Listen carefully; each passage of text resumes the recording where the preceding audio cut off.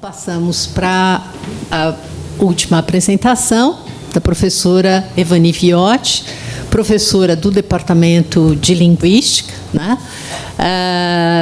Que vai, então, e que, como a Margarida mostrou nessa história que a gente está querendo fazer, né?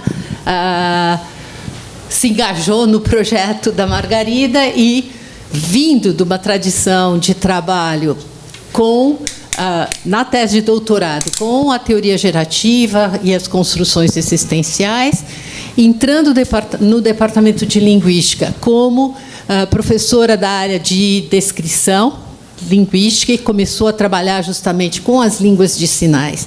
E começou a perceber os problemas advindos, né, do uso das teorias formais na explicação do próprio fenômeno da língua de sinais e também alguns fenômenos das línguas africanas, parte para uma análise que busca muito mais discutir essas teorias e ampliar o aspecto para poder dar conta das especificidades do que a gente encontra. Então, ela atualmente também é nossa epistemóloga da linguística, fazendo uma crítica severa aos modelos mais formais e buscando. E também tenho que dizer que, na área de língua de sinais, deve-se a ela e ao professor Leland McClure, que foi um parceiro de pesquisa nessa área, o desenvolvimento de uma transcrição dentro do ELAN muito elaborada para dar conta de todas as peculiaridades da língua de sinais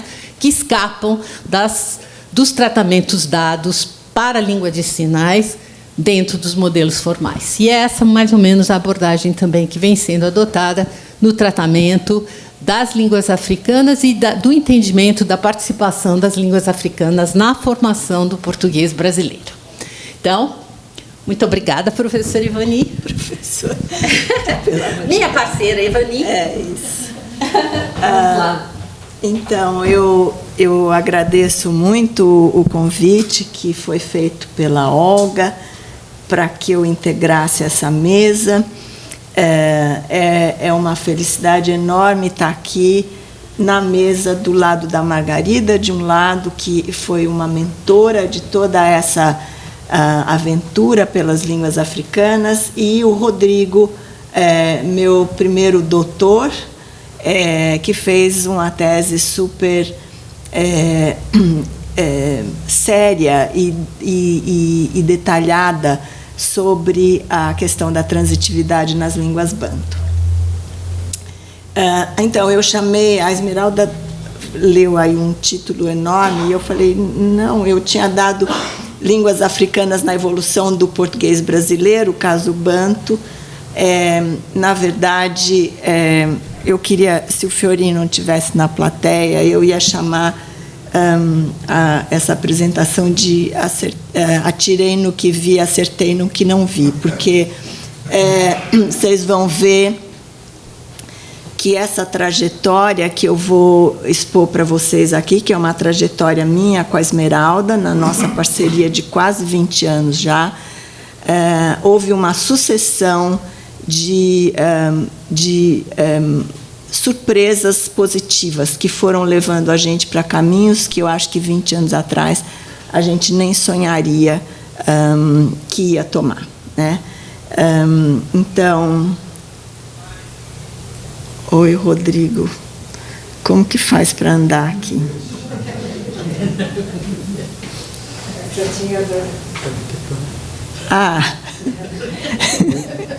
Não é? Tá bom. Vamos ver no...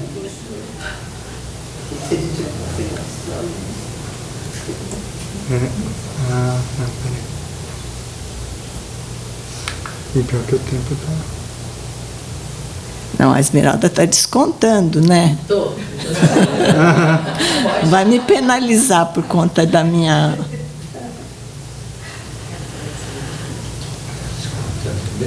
Tá aqui, ó. Pausa. Você ficou para ela. Não. Ixi. Eu falei, cadê o Cadu hoje? Eu ia tirar a satisfação do Cadu. Tem dois, tem outro. Então, mantém então o de baixo.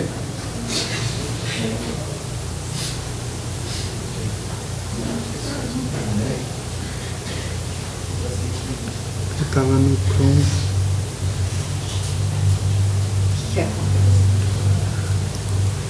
Será que se eu puser o pendrive vai melhorar? Aqui a minha inabilidade de computador. Então, eu dividi essa fala. Também estava pensando numa coisa que a Margarida me disse outro dia. Ela falou assim: quando a gente vai ficando velho, a gente não faz apresentação mais, a gente dá depoimento. E ela estava citando o Fiorin. E aí eu fico pensando: estou velha porque vou dar um depoimento aqui. Então, é um depoimento aqui da minha parceria com a Esmeralda, que foi uma dessas felicidades muito grandes que aconteceram na minha carreira. Então, eu vou dividir essa apresentação para falar dessa parceria em duas áreas diferentes. Uma que eu chamei uma conversa continuada com Carlos Franck, porque foi assim que eu acho que a nossa parceria começou, e uma conversa iniciada com Margarida Petter, que foi o rumo que essa conversa continuada com Carlos Franck tomou a partir do momento que a gente começou a olhar para o que era a participação banto na emergência do português brasileiro e também o Estatuto do Português Brasileiro como uma língua não crioula. E aí a nossa contribuição tem sido continuar essa conversa com Carlos Franck, incluindo a Margarida Petter dessa vez, e aumentando a roda de conversa com os alunos, como o Rodrigo, que apresentou agora, e como o Wellington, que estava aqui ontem, como a Gabi, que esteve aqui ontem e está aqui hoje, e assim por diante. Então, a conversa... Eu agora estou numa pegada descolonial, eu tenho que mostrar as pessoas. Então, aí está uma fotinho do Franck, nosso querido mentor, e a Margarida, que vocês viram aqui em presença. Essa conversa continuada com Carlos Franck tem como tema a análise de estratégias de impessoalização que caracterizam o português brasileiro. Desde que eu comecei a minha tese de doutorado, que foi sobre as sentenças existenciais, que são sentenças impessoais, que a gente vinha, junto com o Franck, discutindo essas questões sobre a impessoalização do português. Então, o Franck sempre falava muito de algumas sentenças que ele encontrou no NURC, que são sentenças como essas que estão aí. Então, o gravador de uma sentença como o gravador não gravou direito à fala dele, a gente tinha uma sentença impessoal, não gravou direito à fala dele nesse gravador. Ou este sítio deu aquelas bananas enormes, a gente encontra coisas como deu aquelas bananas enormes neste sítio. Então, de uma sentença transitiva ativa, prototípica, com um sujeito, verbo, objeto, a gente passa a ter sentenças sem sujeito, sentenças impessoais. E a gente viu também que, para além dessa impessoalização, a gente começa a fazer em português uma construção que o Franck chamava de ergativa, seguindo a nomenclatura da gramática gerativa, que é quando você pega o constituinte que está na posição de objeto do verbo e passa ele para frente, ele passa a ser o sujeito da sentença. Então, a gente passou a ter sentenças como a fala dele não gravou direito neste gravador, aquelas bananas deram neste sítio, meu jardim destruiu com a reforma, este prédio está construindo desde que a casa do vovô vendeu, não adianta correr que o trem já perdeu, eu fiquei com tanto medo que o sanduíche nem engoliu, o Luiz Omar nunca torceu tanto para um saco errar como agora, quando esse filme vai lançar, o elevador consertou. Então, vejam que isso a gente continua achando que essas são sentenças impessoais, porque elas não têm a codificação do agente, nem da causa, e a gente tem na primeira posição da sentença, numa posição de proeminência informacional, aquilo que é o objeto temático e não o agente. Isso era então a conversa que a gente tinha, continuando com Carlos Franck, que tinha acabado de falecer. Então era uma conversa de zumbis, de zumbis. Então nós duas e o Franck presente no nosso imaginário. E aí nós começamos uma conversa com a Margarida Petter, que foi nos ensinando uma porção de coisas que eu, pelo menos, não sabia sobre as línguas africanas, suas famílias, suas características. Outro dia ela até lembrou que eu ficava encantada, eu queria falar, é a língua tal da família Aquá, do tronco não sei o quê, eu achava tudo aquilo maravilhoso, fazia uma confusão sem tamanho. E eu não tive a felicidade que os nossos alunos têm hoje de ter no curso de graduação uma disciplina de línguas não indo-europeias. Quando eu fiz minha graduação em linguística na USP, isso não existia.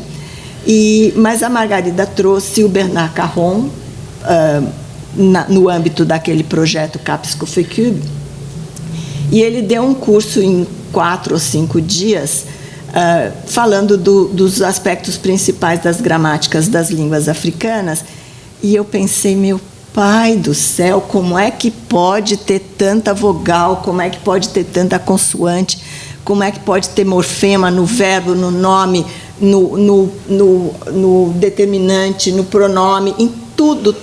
Eu falei, não vou dar conta disso jamais na vida. Bom, a gente vai mudando, né? E hoje em dia eu acho que entendo um pouquinho de toda essa riqueza das línguas africanas, e acho que ainda tem muita coisa para aprender, porque elas são realmente absolutamente fantásticas. Quer dizer, todo linguista devia conhecer bastante das línguas africanas, das línguas indígenas, para eles poderem ter o contato com toda essa proliferação de marcas gramaticais, né? A Margarida também ensinou para nós um monte de coisas sobre os povos e as línguas transplantadas para o Brasil durante a época colonial, e nós ficamos sabendo que o Brasil tem 2 obras sobre línguas africanas que foram faladas no Brasil. Uma delas, A Arte da Língua de Angola, que foi escrita por um jesuíta, Padre Pedro Dias, que é a primeira gramática do quimbundo, que é uma língua falada em Angola, e a obra nova da Língua Geral de Minas, que é de autoria de Costa Peixoto e que é um registro de língua B falada em Minas Gerais durante o ciclo do ouro. A Margarida também nos falou da literatura sobre línguas africanas mais relevantes para o estudo pretendido. Ela já nos avisou de cara que o conhecimento sobre o quimbundo é muito pequeno até hoje, comparado com o que se sabe de outras línguas banto. Ela fez um destaque para a gramática do Chatelain e sobre o quimbundo. E daí surgiu uma questão que foi norteadora do casamento que a gente procurou fazer entre essa conversa com Carlos Franck e a conversa com a Margarida. É que as línguas banto não têm sentenças passivas do mesmo jeito que as línguas indo-europeias têm. Então, vocês viram nos dados do Rodrigo, as passivas são feitas com morfemas que demovem o agente, enfatizam o paciente, e você pode colocar o agente depois num quameme, por exemplo. Ao mesmo tempo, e eu lembro que esse foi não só um debate, mas um embate. A Tânia Alckmin estava presente também, quando a Margarida contou para nós que mais ou menos 4 milhões de africanos tinham sido transplantados para o Brasil durante a época colonial. Tanto a Esmeralda quanto eu falamos, não, mas isso não é possível, porque então o português brasileiro tem que ser uma língua crioula. vocês lembram que ontem a Margarida, na fala dela, mencionou esse fato, com esse número de pessoas falantes de línguas africanas, é realmente surpreendente que a gente fale português aqui e não uma língua africana. E daí nós começamos a nos inteirar da literatura sobre a discussão quanto ao Estatuto de Língua Crioula do Português. Ainda como a Margarida mencionou, Gregory Guy é o nome de um grande estudioso, um grande sociolinguístico que levantou essa ideia de que o português brasileiro seria fruto de um processo de criolização. Ele fez um estudo muito sério, muito interessante sobre as questões de concordância no português brasileiro. E um outro sociolinguista também muito importante, Fernando Taralo, fez um outro tipo de estudo, aí dizendo que ele era cético em relação ao Estatuto de Língua Crioula que estava sendo atribuída ao português brasileiro. O Taralo estudou as orações relativas que são peculiares no português brasileiro. E essa questão do Estatuto das Línguas Crioulas é uma questão, então, que passa a ser norteadora do trabalho que a gente vem fazendo. Até aquele momento, antes da gente começar a conversar com a Margarida, a gente tinha um conhecimento sobre línguas crioulas que vinham de dois grandes nomes, dois grandes inimigos, mas que diziam a mesma coisa sobre línguas crioulas. Um deles, Derek Bickerton, que é um estudioso da área de gramática gerativa, e outro, Talmy Givon, que é um antigerativista de carteirinha e que é um funcionalista, e eles falavam basicamente as mesmas coisas sobre o que são línguas crioulas.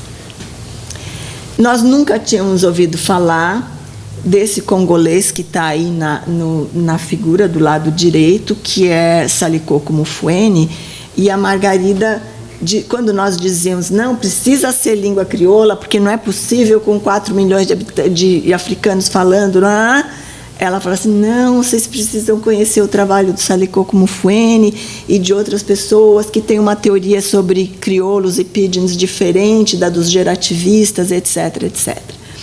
E ficou por isso mesmo até que a Margarida, quietinha do jeito que ela fez a surpresa para nós de convidar o Mufwene para o OCAL de 2008. Então, a gente, a partir desse primeiro contato com o Mufwene, a gente começou a entender a proposta dele sobre o que são línguas crioulas.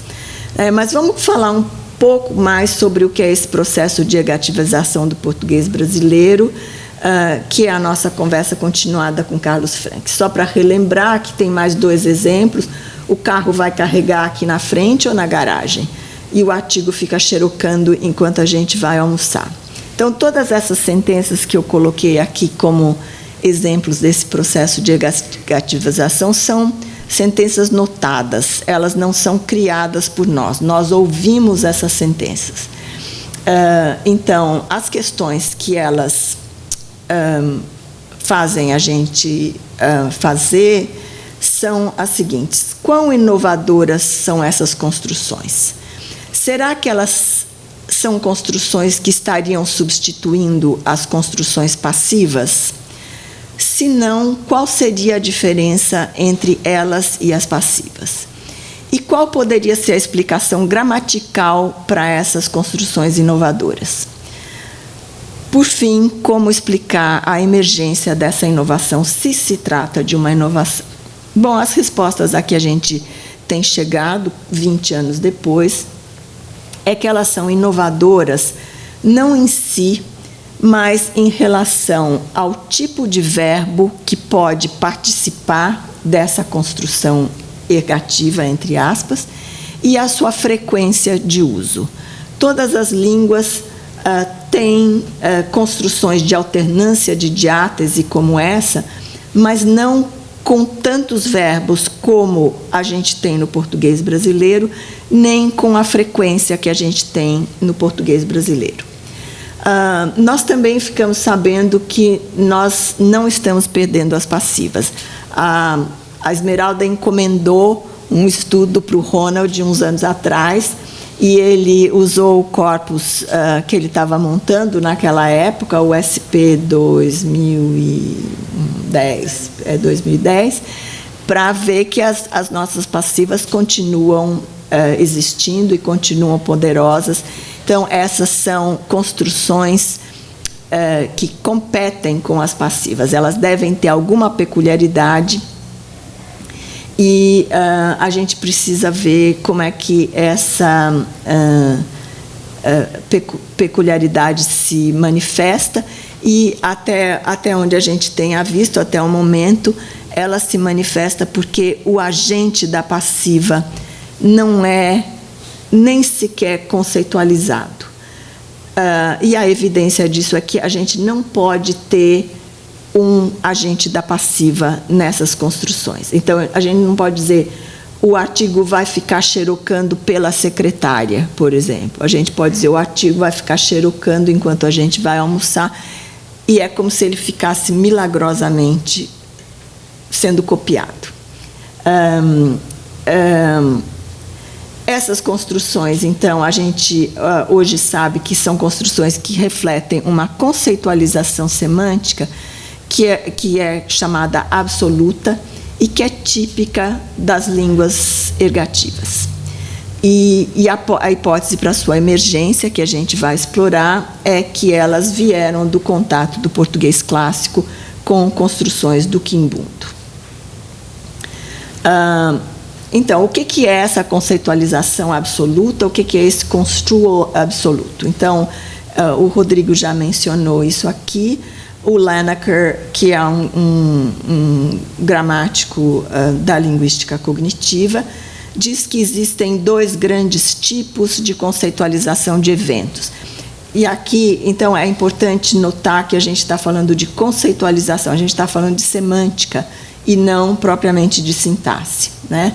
Então, uma delas ele chama de cadeia de ação, e é a ideia de que você tem um evento em que existe uma transmissão de energia de um participante que afeta outro, e assim por diante, durante toda a cadeia da ação. Então, um exemplo disso seria o menino quebrou o vaso. O menino seria a fonte da energia, essa energia afeta o vaso que acaba quebrado. Uma outra maneira de conceitualizar eventos que é a que ele chama de autonomia e dependência, em que ele diz que alguns componentes do evento podem ser conceitualizados independentemente de qualquer conceitualização de causa externa ou de volição.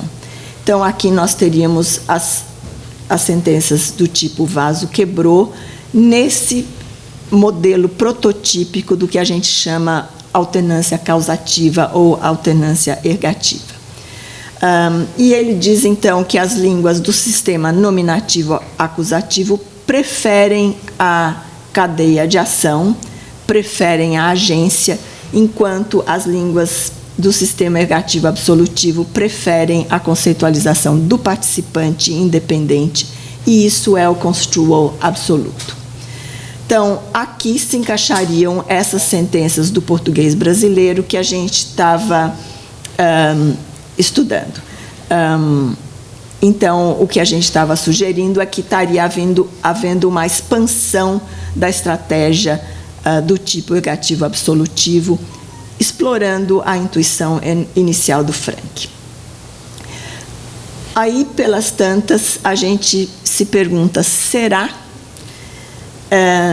E as línguas do tipo ativo e inativo, que foi o que o Rodrigo apresentou. Por que isso? Eu, pelo menos, nem sabia que existia um outro tipo de língua, que é o tipo ativo e inativo.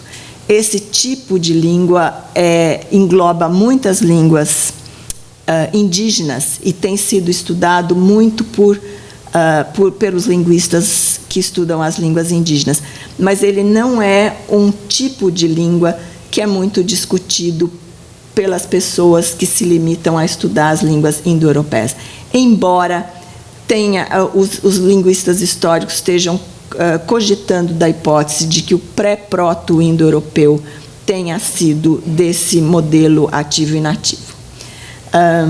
Então, a gente ficou com a pulga atrás da orelha, também porque, quando a gente levou as primeiras versões desse trabalho para congressos fora do Brasil, em que havia africanistas, eles diziam, e também para o pessoal do Lacan, eles diziam, não, as línguas africanas não são ergativas. As línguas banto não são ergativas. Então, o quimbundo não é ergativo. Então, você não pode dizer que isso seja influência das línguas banto. Mas aí o Rodrigo deu continuidade ao nosso trabalho e está mostrando que as línguas banto podem não ser ergativas, mas elas são línguas que têm essa orientação para o evento, ou são línguas do sistema ativo e inativo, e isso tem uma congruência muito grande com essa questão da ergatividade que a gente levantou a respeito das construções do português brasileiro. Então, da conversa com a Margarida, a gente tem que falar dos nossos trabalhos feitos com a teoria de evolução linguística proposta pelo Salicoco Mufwene, que é uma teoria arrojada, revolucionária.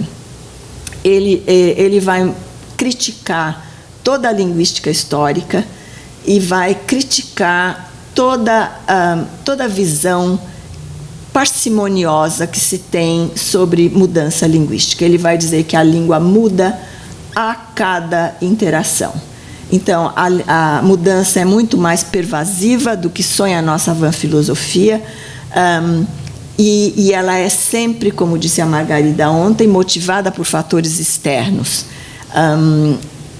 Subjaz a teoria do Mufwene a ideia de que as línguas são sistemas complexos, dinâmicos e sempre emergentes, e o sistema linguístico, sendo visto como sistema complexo, vai pressupor que esse sistema nunca para. Ele está sempre se renovando, sempre trazendo inovações, sempre se modificando. E isso, segundo Mufwene, se acontece pelo ajuste de idioletos, de dialetos, de línguas, sempre em eventos de comunicação. E ele diz sempre, as pessoas querem se comunicar, elas não querem acertar a gramática. Dessa maneira também ele dissolve a diferença entre mudanças mais sutis de mudanças mais radicais. E daí ele vai lançar essa ideia do uniformitarianismo, de que não existe diferença entre variedades linguísticas que são consideradas línguas crioulas e variedades linguísticas que emergiram do contato de línguas e que não são consideradas crioulas. A língua crioula tem que ser explicada pela ecologia de contato em que elas se formaram e não pelas suas propriedades estruturais. No que diz respeito às propriedades estruturais, elas podem ter as mesmas características que qualquer outra língua que tenha emergido do contato, como é o caso do português brasileiro. Então, a teoria do Salicoco foi muito informada pelas propostas de um outro criolista, Robert Chaudançon, e a ideia deles é de que, no contato de línguas, se forma um banco de traços linguísticos. Então, esse é um esqueminha que procura mostrar como é que esse banco existe. As flechinhas de cima são as línguas input, né, as línguas que deram os traços para o banco de traços.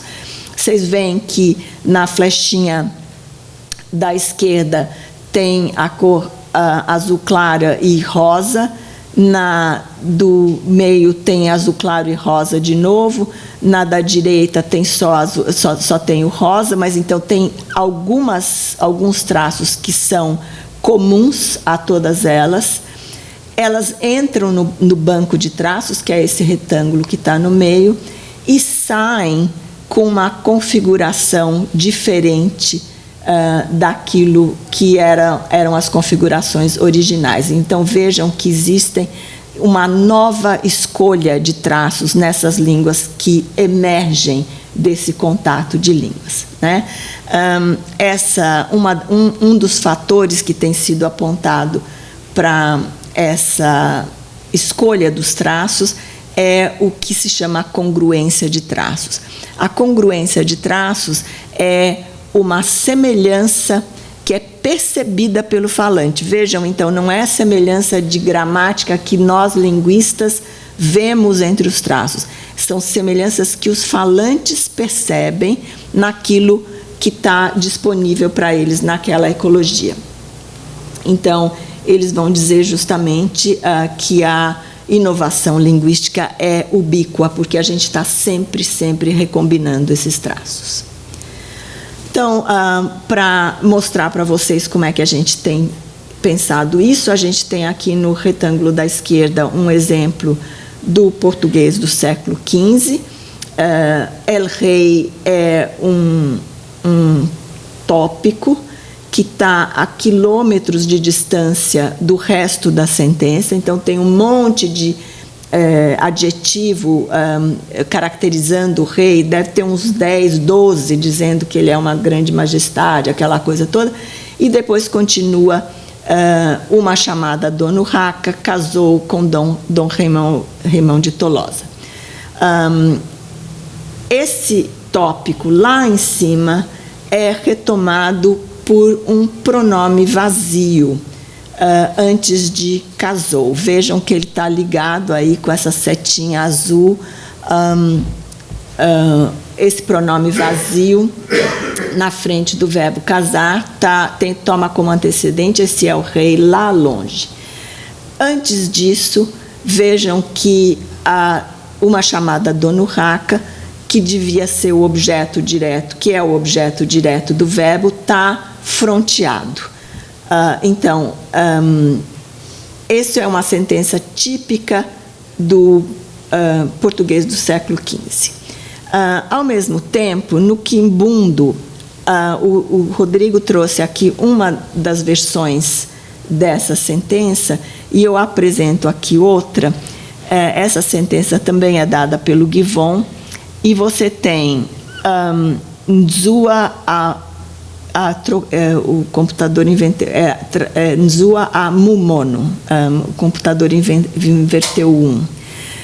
Essa sentença Nzua é um nome qualquer como João, existe um vazio na posição de sujeito, depois no verbo com todas as marcas de concordância de sujeito e objeto, a gente tem esse pronome de terceira pessoa do plural, esse prefixo de terceira pessoa do plural, e tem um prefixo de terceira pessoa do singular como marca de objeto.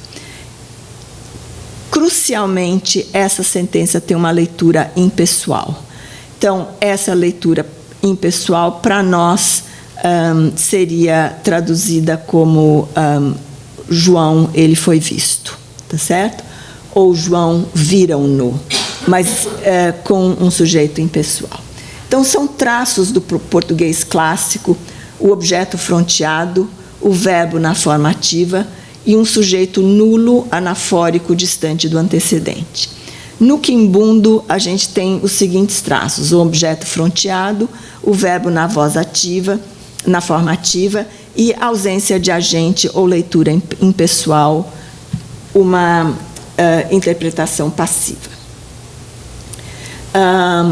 Retomando esses traços aqui nesse outro slide, esse seria um possível banco de traços que aconteceu na época colonial brasileira. Vejam que aqui a gente tem traços diferentes, mas tem aqui um grupinho de traços que aparece tanto no português clássico quanto no quimbundo, pela percepção dos falantes, tá certo? Isso entra no português brasileiro com as seguintes características, de acordo com a nossa hipótese. O objeto é fronteado, o verbo se mantém na forma ativa e a gente tem do quimbundo a leitura impessoal. Aí a gente explica assim uma sentença como o problema já resolveu, e todas as outras sentenças que a gente vem apontando, anotando no português brasileiro. Então, aqui como considerações que eu coloquei não finais, mas que são considerações a respeito de para onde nós estamos indo. Nós queremos... Vocês veem que tudo isso que eu falei até agora tem a ver com a posição de sujeito, né? E a gente quer inserir essa discussão num quadro mais amplo sobre a posição de sujeito ou a posição pré-verbal na nossa língua. A permissividade temática do constituinte pré-verbal em português brasileiro já vem sendo apontada desde Pontes, 1986-87, e com exemplos clássicos já da literatura sobre o assunto: esta casa bate sol, o relógio quebrou o ponteiro, o bebê nasceu o dente, as gavetas não cabe mais nada. E quando a gente olha para essas sentenças, a gente vê que elas são bem reminiscentes das construções de inversão em banto que o Rodrigo apresentou antes. Quer dizer, nas línguas banto e nas línguas do tipo ativo e inativo ou de orientação para o evento, a posição pré-verbal não precisa ser necessariamente uma posição preenchida pelo constituinte agente. A outra coisa que a gente quer ver é uma questão que também vem sendo apontada desde Pontes, mas que aí liga bastante esses fenômenos que a gente tem visto com o que a gente tem visto das línguas B, aí saindo do grupo banto agora, que é a questão de o português brasileiro, uma intuição que a Esmeralda tem há anos, desde a tese de livre-docência dela, de que o português brasileiro dá muito mais importância para a estrutura informacional do que para as relações temáticas. Então, a gente o caminho que o trabalho está tomando agora é esse de a gente abrir o leque e olhar para as línguas B, também olhar para as línguas indígenas, que estão mais atrasadas ainda aqui no nosso banco de dados, e ver justamente qual é o peso que a gente dá para a estrutura informacional no português brasileiro, diferentemente do português europeu.